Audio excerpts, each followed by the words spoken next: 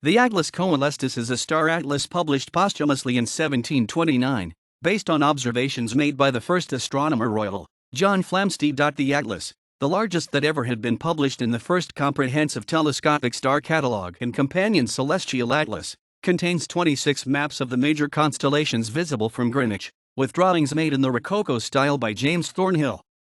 It also presents two planispheres designed by Abraham Sharp.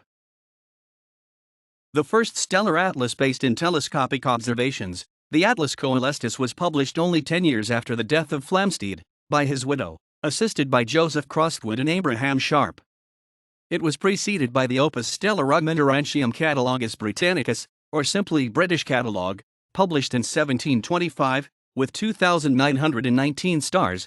One of Flamsteed's main motivations to produce the atlas was to correct the representation of the figures of the constellations, as made by Bayer in his Uranometria, 1603.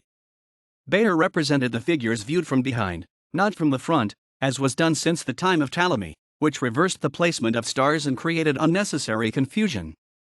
The publication enjoyed immediate success, becoming the standard reference for professional astronomers for nearly a century. Even so, 3 objections have been raised regarding it: the high price, great size, making it difficult to handle, and low artistic quality. Many criticisms were made to the drawings by James Thornhill, particularly regarding the representation of Aquarius. This led Dr. John Bevis to try to improve the atlas.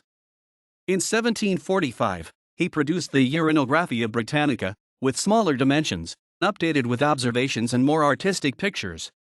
However, this atlas was never officially published, and at the present, there are only 16 known copies. Finally, the changes in the positions of stars, the original observations were made in the 1690s, led to an update made in the 1770s by the French engineer Jean-Nicolas Fortin, supervised by the astronomers Le Monnier and Messier, from the Royal Academy of Sciences in Paris. The new version, called Atlas Fortin Flamsteed, had 1/3 of the size of the original, but kept the same table structure.